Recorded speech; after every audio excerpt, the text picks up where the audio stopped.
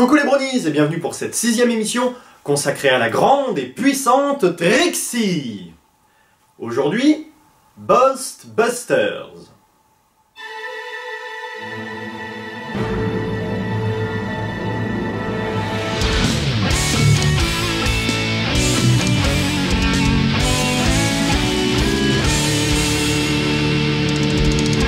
Une nouvelle licorne vient d'arriver en ville.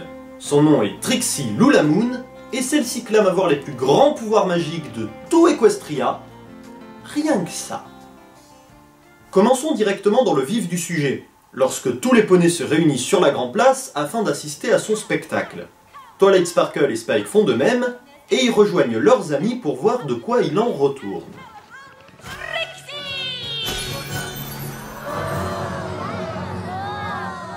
Alors déjà, j'espère que vous aurez apprécié de voir Fluttershy et Pinkie Pie pendant ces quelques instants, parce qu'elles ne servent à rien dans l'histoire.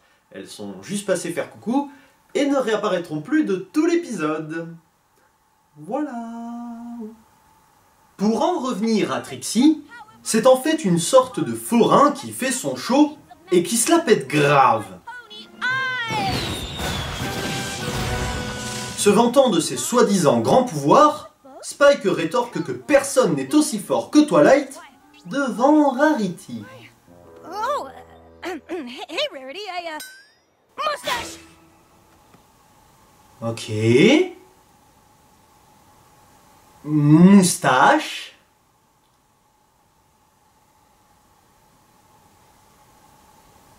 Histoire d'en rajouter une couche, Trixie raconte qu'elle aurait déjà vaincu un Ursa Major, un ours colossal et redoutable venant de la forêt Everfree, puis elle affirme qu'elle est certainement le meilleur poney de tout Ponyville.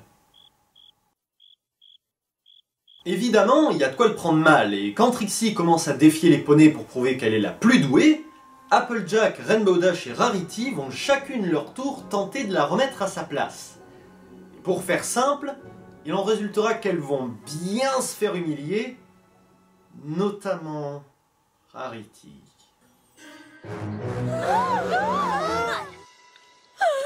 No! Green hair! Not green hair! Such an awful... Devant ces échecs, Spike insiste pour que Twilight intervienne, mais celle-ci préfère se faire discrète et se met en retrait, car elle pense que si elle montrait ses talents en utilisant sa magie contre Trixie, cela la mettrait dans la même position qu'elle, et par conséquent, ça la rabaisserait auprès de ses amis. Sorry, gotta go. Twilight? Et pour le coup, j'ai du mal à voir où se situe l'enjeu moral de cet épisode. C'est évident que la façon qu'a Trixie d'utiliser sa magie n'a rien à voir avec Twilight. Elle ne se vante pas de ses capacités, qui sont bien réelles, contrairement à Trixie, et elle s'en servirait pour défendre ses amis, ce qui est louable et positif. Pourtant, Twilight croit que ça serait similaire au comportement de Trixie, que ce serait mal vu par les autres, et là, j'avoue que j'ai un peu de mal à comprendre pourquoi. Une fois son spectacle terminé, Trixie se pose et se fait servir par Snips et Snails, deux jeunes poneys meilleurs amis qui sont devenus fans de la magicienne.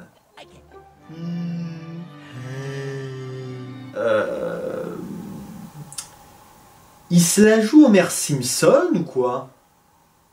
Tous les deux veulent entendre d'autres de ces histoires qui dépassent l'entendement et sont particulièrement friands à l'idée de l'avoir affronté un Ursa Major pour de vrai.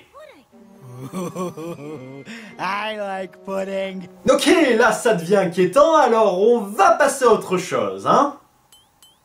Bref, pendant que Spike s'évertue à expliquer que Twilight aurait dû intervenir et qu'elle ne serait pas passée pour une frimeuse, ce qu'elle ne comprend toujours pas, Snips et Snails ont donc la brillante idée de ramener un Ursa Major jusqu'à Ponyville pour que Trixie s'en occupe et puisse le vaincre devant eux.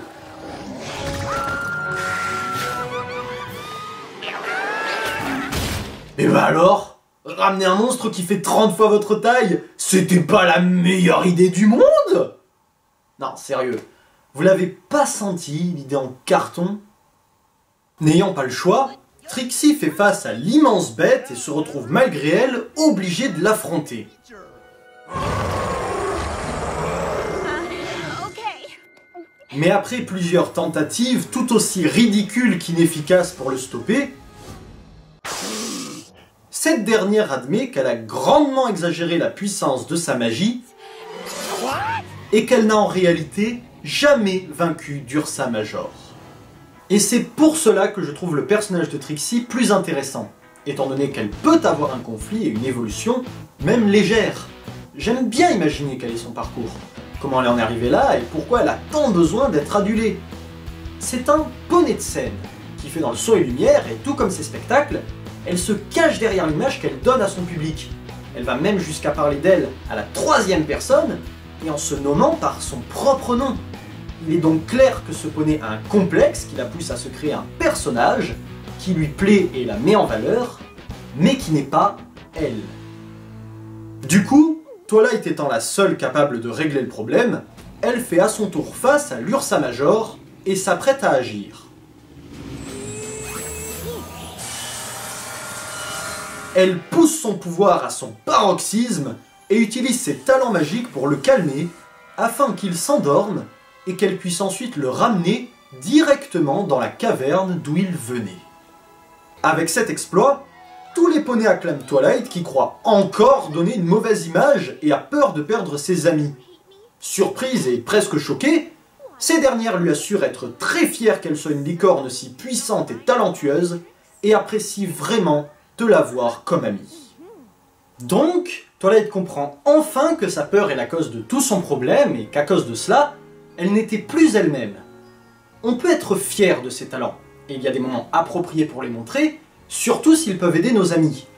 En gros, il faut rester soi-même, ne pas se cacher derrière une image créée de toutes pièces, et savoir faire la différence entre avoir des talents dont on se sert à bon escient, et simplement se la jouer et frimer avec, juste pour rendre les autres jaloux. Ainsi, après cet incident, Twilight révèle que l'ours en colère n'était en fait qu'un bébé, un Ursa Minor.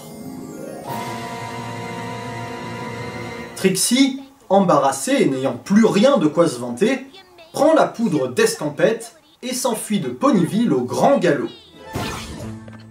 Enfin, Twilight donne une leçon à Snips et Snails pour leur inconscience, et sous le conseil de Spike, elle leur lance un sort qui leur donne une moustache. Bon, je laisse tomber, puis de toute façon, l'épisode touche à sa fin, et c'est avec ce délire de moustache que se conclut toute l'histoire. C'était donc le 6e épisode, et je le trouve assez quelconque. Alors, attention qu'on soit clair, je ne dis pas que je l'aime pas. Je dis que je ne le trouve pas spécialement drôle ou particulièrement intéressant. La morale est juste, mais Twilight se crée son propre dilemme dans l'histoire. Et j'aurais préféré que cette même morale se creuse un peu plus autour de Trixie. Bien qu'indirectement, c'est ce que l'épisode accomplit. Sinon, ouais, le personnage de Trixie m'a plu et je crois réellement que c'est ce qui met en avant l'épisode. Je n'y vois juste pas de potentiel sujet exploité, et je ne trouve pas qu'il pousse à une quelconque réflexion. Après, bien que j'aime avoir un sous-texte aux histoires, je pense qu'il est également très bien qu'un épisode se contente d'être agréable, divertissant, bien pensé et d'aussi bonne facture que les autres. Car c'est ce qu'il fait, et c'est ça qui est important. Voilà, j'espère que ça vous aura plu. Je vous dis à la prochaine, et d'ici là, n'oubliez pas, apparemment, les moustaches, c'est cool.